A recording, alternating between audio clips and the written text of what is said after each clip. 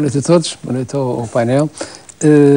Bom, eu não sou nem arquiteto paisagístico, muito menos engenheiro, e estou muito longe de perceber alguma coisa de obras marítimas. De qualquer maneira, enquanto cidadão, há uma coisa que tenho que dizer de forma clara: tudo o que são espaços, tudo o que sejam espaços pedonais que permitem que os funchalenses, os munícipes, possam passear e possam desfrutar das belezas da cidade são fundamentais, não só para nós, mas também para os turistas que nos visitam. Aqueles espaços são sempre muito bons para, de alguma forma, permitir o lazer dos madeirenses, mas também dos nossos turistas. E, portanto, a praça cumpre esse papel, mas eu diria que a praça é talvez é mesmo o lado mais visível de uma obra complexa, não é? Uma obra marítima, como já falámos aqui, complexa, que tem por objetivo garantir que os aluviões que venham a acontecer e as tempestades que venham a acontecer no Funchal não tenham os prejuízos, quer sejam de vidas humanas, quer sejam os prejuízos materiais, que infelizmente o 20 de fevereiro trouxe à região autónoma da Madeira, e portanto há aqui ainda uma incerteza significativa sobre o impacto e sobre, digamos assim, a capacidade que aquela obra terá de sustentar, ou suster temporais desta natureza. E, portanto, nós esperamos todos, naturalmente, eu também em particular, que esta obra seja bem sucedida nesse objetivo em particular, sendo certo que, do ponto de vista daquilo que é a praça e o arranjo paisagístico e a forma como está montada, eu diria que eu talvez preferisse uma coisa mais genuína, mais ao nível daquilo que é a nossa, enfim, o nosso património regional. Havia coisas ali que poderiam ter sido mantidas, algumas delas, mas admito que a praça está de facto bonita e permite de facto os passeios e que as populações possam desfrutar daquele espaço. Acho que sim, foi bem sucedido. Partido Socialista, Carlos Pereira, isto poderia passar por uma situação, enfim, drástica, como defende o PTP, ou não há outro caminho que não seja a renegociação? Bom, atenção que a situação drástica que defende o PTP é uma situação que a própria Troika já defendeu no seu relatório. Disse que uma das hipóteses das parcerias era o resgate pelo Governo Regional, e é basicamente isso que o PTP defende. Portanto, não é nada de extraordinário, nem sequer de muito radical. Mas e as consequências?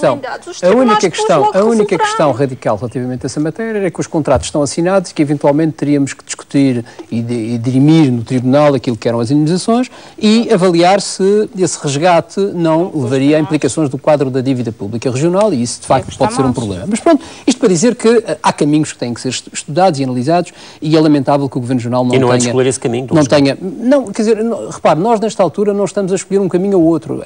Nós não sabemos o que é que se passa na mesa das negociações, não sabemos o que é que o secretário anda a fazer há 3 anos esta parte, porque há 3 anos que ele diz que está a negociar, mas não aconteceu absolutamente nada, nem poupamos o que é nossa e do caminho em particular. Nós fomos o partido... Mas eu não quero fazer um diálogo com a senhora deputada, deixe-me só acabar. Deixe-me só acabar na Assembleia da República é conivente com as parcerias público-privadas, portanto, tive o poder de acabar com elas, não acabou. Raquel, vamos deixar o deputado Carlos Pereira concluir. Portanto, dizia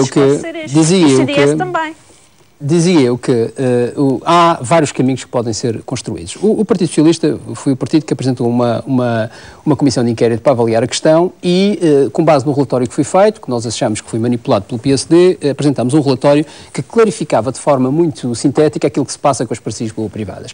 E, sobretudo, aquilo que se passa com a ilusão de que o secretário diz que está a negociar e que vai negociar e que não aconteceu absolutamente nada. Para as pessoas terem uma ideia do que é que estamos a falar, a questão é esta.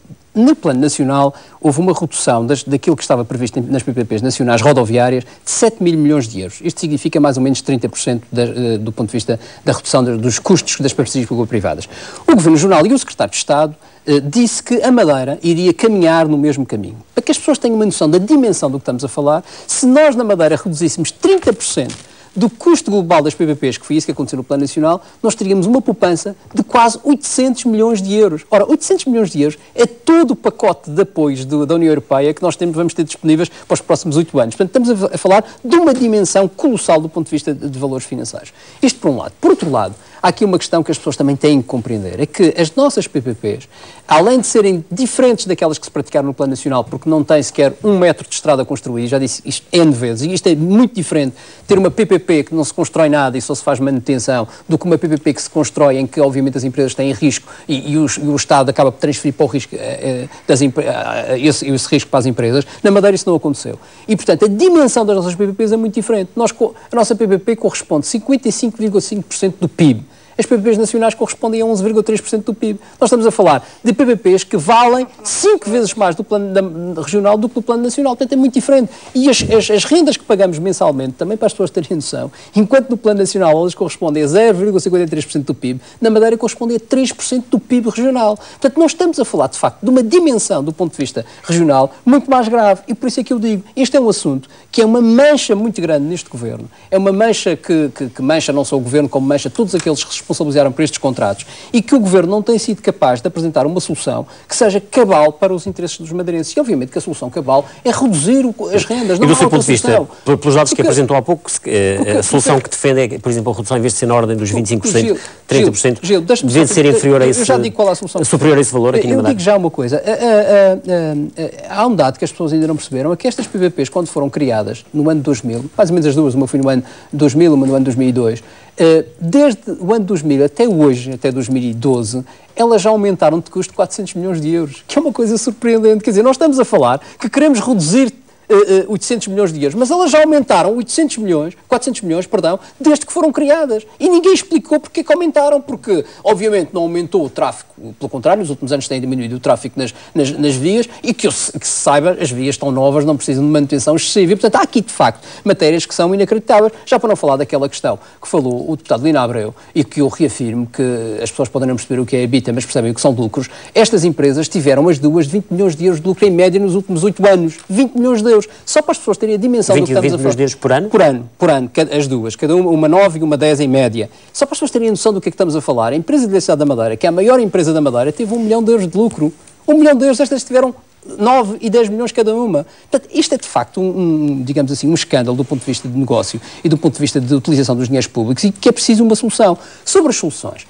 Quando nós dizemos que estas questões têm que ser atalhadas rapidamente e tem que haver uma redução desta matéria, nós falamos daquilo que está em curso perante o plano de ajustamento económico e financeiro. Ou seja, se o plano de ajustamento económico e financeiro exige que se reduza a 30%, isso já devia estar a ser feito. Agora, eu posso garantir uma coisa, o Partido Socialista no governo, a única coisa que faria era, obviamente, analisar os contratos, chamar as pessoas e avaliar aquilo que é o melhor para o interesse público. Se o melhor para o interesse público, é preciso que se saiba disto, se o melhor para o interesse público fosse resgatar, e eu não sei se é, porque eu não conheço, mas se o melhor para o interesse público fosse resgatar as parcerias, elas seriam resgatadas. Supostamente é isso que o Governo estará a fazer, até porque o Governo diz que está a negociar e que está a avaliar. O problema disto é que cada ano que passa, e aqui tenho estado de acordo com a deputada Raquel, cada ano que passa, nós perdemos outra vez 130 milhões de euros e estamos a pagar desnecessariamente. Portanto, esta é uma situação que tem que ser resolvida urgentemente. Temos uma PPP só para manutenção, não acha mais grave, nós temos uma PPP só de manutenção e ela já vale 53% do PIB, enquanto as nacionais só valem 11%. Isto não é muito mais grave, porque não construímos um metro de estrada. As PPPs a nível nacional não avançaram para a construção que estava prevista, que estava num modelo diferente do nosso. Mas isso é outra questão, isso é a questão das poupanças. Estou a falar da dimensão do problema. A dimensão do problema nosso é muito maior, que foi criado de forma absurda pelo Governo. Aliás, quer que eu lhe dê um dado relevante sobre a péssima negociação... a minha intervenção? Não interrompei na sua intervenção. A péssima negociação do Governo relata-se nisto. Os Açores têm uma PPP rodoviária, uma só.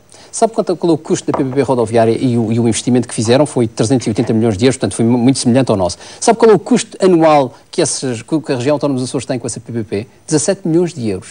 Sabe o que é que se passa com a empresa que explora a PPP? Tem taxas de rentabilidade que não suportam os custos. Neste momento está em problemas de falência. Pois. Isto demonstra, de facto, como é que se utilizam os bens públicos, como é que se utiliza bem os bens públicos. Vamos deixar agora sobre o referendo e também para dar corpo àquilo que é o interesse também das populações. Eu acho que as populações da Madeira gostariam de participar ativamente naquilo que é a decisão política e, de alguma maneira, a regulamentação dos referendos pretende exatamente isso. Pretende permitir que todos os madeirenses possam, de alguma forma, poder participar na decisão de algumas opções políticas do Governo Regional. E o que se passou hoje na Assembleia foi, de facto, algo relativamente caricato. Por um lado, os argumentos do PSD foi dizer que, sim senhora, nós estamos de acordo com os referendos regionais e, portanto, queremos que eles sejam, de alguma forma, que o regime esteja em vigor, Mas não queremos este referendo, ou este tipo de regime, porque este regime é uma espécie de uma visão minimalista da autonomia. Este foi basicamente a síntese do argumento do PSD. E, portanto, o PSD acha que aprovar um regime de referendos que não permite fazer todos os referendos, mas que permite fazer já alguns, e que os madeirenses poderiam, alguns deles, o Talina Abreu já deu um exemplo, poderiam opinar e dar opinião e de alguma forma até decidir pelo governo, e isto é muito interessante do ponto de vista da democracia participativa, alguns dos investimentos na região autónoma da Madeira, um deles, o mais emblemático, é obviamente, sem dúvida, o hospital, mas podíamos falar de outros. O PSD resolveu não aprovar esta matéria com esse argumento que era uma visão minimalista da autonomia. Ora, isto é muito difícil de perceber porque, conforme eu disse hoje na Assembleia, foi este mesmo PSD que acha que não pode ter uma visão minimalista da autonomia, que aprovou uma lei de finanças regionais há pouco tempo, que basicamente retira poder aos governos em termos de fixação de impostos, em termos de margens para 30% para baixo e para cima, passando para 20%. E o PSD aprovou esta lei. E, portanto, esta lei não é só, conforme eu disse, uma visão minimalista da autonomia, mas até é ostracizante e punitiva para os madeirenses. E o PSD fez isso. Ou seja, isto é um paradoxo. Ora, o que me leva a concluir, e para terminar, que há dois aspectos nesta decisão do PSD. Em primeiro lugar, o PSD mostra-se sempre disponível para aprofundar a autonomia, desde que ela signifique mais poder e consolidação do seu poder pelo poder. Aliás, isso ficou claro em todas as aprovações que fui fazendo relativamente, por exemplo, à regionalização da saúde, mal feita, em cima do joelho, a regionalização da educação, que permitiria ter poder sobre os funcionários. Isso foi feito imediatamente. Mas quando se trata de aprofundar a autonomia, mas que esse aprofundamento da autonomia significa passar poder para os cidadãos e, portanto, mais democracia, aí o PSD recua e já não quer fazer. Isto por um lado. Em segundo lugar, parece que é evidente que há um desnorte completo dentro deste PSD. E percebeu-se isso hoje na Assembleia. Um desnorte completo dentro deste PSD que está sem liderança, está muito baralhado, os deputados não sabem a quem... Os deputados não sabem a quem se dirigir, não sabem a quem opinar e, portanto, essa matéria ficou clara e foi, de alguma forma, até assustadora, porque estamos perante 6 candidatos do PSD, 6 candidatos por enquanto, podem ser 8, mas por enquanto são 6 candidatos e, na verdade, a Assembleia traduz o desnorte completo que se passa, em que há uns deputados que apoiam os candidatos, uns que apoiam outros, chega até a haver deputados que estão a dizer que estão de acordo com coisas que o Governo faz ao contrário e, portanto, isto é de facto algo degradante e conforme eu já disse, o Presidente da República está a fingir que não se está a passar nada na Madeira, mas a verdade é que este Governo já não tem condições nenhumas de governar, porque de facto ele traduz neste desnorte total que se viu hoje na Assembleia. E esta questão do referendo, conforme acabei de falar, demonstra isso mesmo e foi pena, porque esta era de facto uma oportunidade para os madeirenses poderem ter um instrumento que lhes permitisse tomar decisão. E recordando que foi aprovada também hoje no Parlamento Regional, com a abstenção do Partido Socialista, uma proposta de decreto legislativo regional que adapta precisamente à região o Sistema Nacional de Vigilância da Saúde Pública. Este sistema identifica situações de risco, nomeadamente relacionados com doenças transmissíveis e prepara planos de contingência. Carlos Pereira, porquê é que o PS se absteve nesta matéria? Repare, nós temos sido habituados a um tipo de governação, nomeadamente na saúde, que nos preocupa muito e neste caso em particular, que estamos a falar de doenças e estamos a falar da segurança dos cidadãos, nós temos que alertar para isso. Este decreto legislativo regional tem 5 anos e o secretário regional demorou 5 anos para adaptar um decreto que é absolutamente essencial para a vida dos madeirenses. Estamos a falar, de facto, de questões importantes para a vida dos madeirenses e que levou 5 anos, não foi meia dúzia de meses, foi 5 anos. Já estamos quase nos 3 anos. Já estamos quase, Sr. Secretário, nos 3 anos do Senhora Deputada. Mas pronto, poderá chegar, com certeza. Mas já estamos quase nos 3 anos do Sr. Secretário Garcês. Portanto, o Sr. Secretário Garcês já está quase nos 5 anos deste diploma. Adaptou um diploma com 5 anos. E depois não percebemos. E depois não percebemos. Está a baralhar os secretários. Não, senhora deputada, eu vou explicar melhor. O senhor secretário Garcês já demorou 3 anos para fazer a redução de 30% das PVPs. Este senhor demorou 5 anos para adaptar um diploma. Portanto, estamos no mesmo registro. Portanto, eu diria que esta matéria, além de ter sido feita de forma tardia, ainda por cima tem outro problema, que é o senhor secretário não explicou questões fundamentais, porque esta matéria foi apressadamente adaptada por causa das questões do ébola e, portanto, conforme o senhor secretário referiu e acabou por aceitar, foi feito por causa disso, mas o Sr. Secretário não explicou de forma clara qual é a estratégia para, se eventualmente houver algum caso de ébola e ele acabar por ter na Madeira algum problema de maior. Não explicou qual era a estratégia, como é que vai cuidar das questões que têm a ver com os turistas. Nós temos muitos turistas e esses turistas vêm de várias partes, passam eventualmente por países contaminados, temos também trabalhadores e imigrantes que estão nesses países, temos desportistas que vão para esses países jogar ou praticar determinadas modalidades esportivas e, portanto, nós temos aqui focos de risco que têm que ser, de alguma forma, tidas em consideração e, na altura da aprovação deste diploma, o Sr. Secretário resolveu atirar areia para os olhos das pessoas e dos deputados e não explicar como é que... Mas acha que este diploma, de certa forma, não contempla tudo isso que acaba de referir? Não, claro que não. O Decreto Legislativo Jornal não contempla nada disso, é preciso saber que estratégia é que está em cima da mesa e não. O Decreto Legislativo Jornal é simplesmente uma adaptação orgânica. O que se lê, onde se lê a Direção-Geral de Saúde, aqui lê-se a Secretaria-Geral dos Assuntos Sociais. Portanto, isso não é, de facto, uma estratégia de combate a doenças desta natureza e, designadamente, à ébola. E, portanto, a nossa preocupação é qual é a estratégia do Governo, que, aliás, é sempre a nossa preocupação, é perceber quais são os fundamentos das opções políticas do Governo. E este Governo resolve fazer uma adaptação sem explicar aos deputados e sem explicar à Madeira e, no fundo, aos madeirenses qual é a sua estratégia se acontecer uma coisa destas, porque nós, madeirenses, temos que estar sossegados, porque pode-se dizer, bom, isso está longe, isso está em África, isso não acontece aqui na Madeira, mas se acontecer na região, eu quero saber quem é que se responsabiliza por isso. E, obviamente, que o principal responsável e o primeiro responsável é, obviamente, o Sr. Secretário-Geral, que tem responsabilidades nessa matéria. E, portanto, devia ter apresentado hoje na Assembleia qual é a sua estratégia, e ainda vai a tempo de o fazer, se tem alguma estratégia deve fazê-lo rapidamente, qual é a sua estratégia para o combate de uma coisa desta natureza, porque não basta dizer que o Centro de Saúde de Recurso é no Porto da Cruz, que também ninguém percebeu bem porquê, ainda não foi explicado porquê, é um centro de saúde que não tem condições, nem sequer tem médico permanente, não está preparado para aquilo e, portanto, até parece uma provocação política à Câmara Municipal de Machique. E, portanto, estamos aqui perante uma situação absolutamente lamentável e que o Sr. Secretário não soube dar explicações consistentes e, obviamente, levou a que o Partido Socialista não tivesse aprovado o diploma, porque, enfim, daquela maneira e daquela forma era uma espécie de água do luz, uma cacina e arfacia, digamos assim. Um tema tem a ver com uma proposta do Partido Socialista que está também na Assembleia, ainda não foi discutida, e tem a ver com a criação de um cartão Gold para madeirenses com residência no Porto Santo. Carlos Pereira, uma proposta que defende, por exemplo, 50% de desconto nas viagens. Isto é, de certa forma, para responder a uma polémica que surgiu no verão, relacionada com os transportes marítimos para o Porto Santo. Foi também para isso, mas também é uma resposta estrutural, do nosso ponto de vista, para aquilo que são os problemas do Porto Santo, porque eu queria dizer que o grupo parlamentar, conforme é do conhecimento público, do PS, organizou uma conferência sobre transportes e foi uma conferência plural, em que tiveram presentes vários partidos, várias entidades, várias individualidades ligadas a este setor dos transportes, sejam marítimos, sejam aéreos. E uma das questões que se abordou nesse painel, nessa conferência, foi um painel sobre os transportes para o Porto Santo, como era natural, não podia deixar de ser, nomeadamente os transportes marítimos. E uma das conclusões que ficou claro nesse debate é que o Porto Santo precisa de pessoas e precisa dos madeirenses em particular para poder se desenvolver. Isso é um aspecto fundamental e acho que todos concordam com essa matéria, todos os partidos que lá estiveram concordaram com isso. É fundamental levar mais pessoas ao Porto Santo. Não é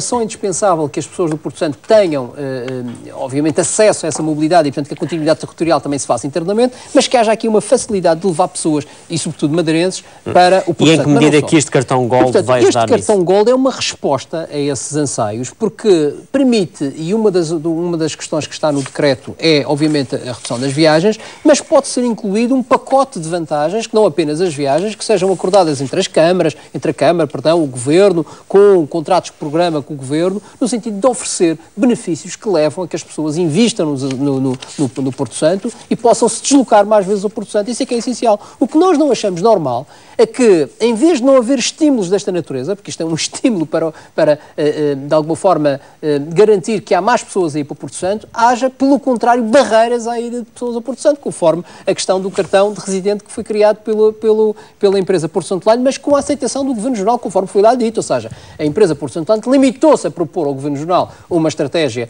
para limitar, segundo o que dizem, os seus resultados negativos destes últimos 2 anos, porque desde que a concessão começou, desde 95 até 2010, os resultados foram sempre positivos, os últimos 2 anos foram negativos. Portanto, a solução foi encontrar um cartão residente. E, portanto, criar um obstáculo à ida e à deslocação de pessoas para o Porto Santo. E vocês defendem, o Partido Socialista defende aqui que estes descontos de 50% sejam assumidos pelo operador. Repare, essa é uma não subsidiados. Essa é uma proposta que está em cima da mesa, mas nós estamos disponíveis para discutir os termos em que estas coisas se podem fazer. Nós até estamos disponíveis, e isso também ficou claro na conferência, para analisar se existe ou não viabilidade de um subsídio de mobilidade para as pessoas do Porto Santo. Aliás, eu quero dizer que uma das conclusões interessantes por causa da conferência, que me parece também importante relevar é que chegou-se à conclusão que, porventura, era útil ter subsídio de mobilidade para os passageiros, não apenas para os residentes, mas também para os cidadãos da Madeira, porque isso estimularia a economia. No fundo, seriam todos residentes. E estimularia a economia.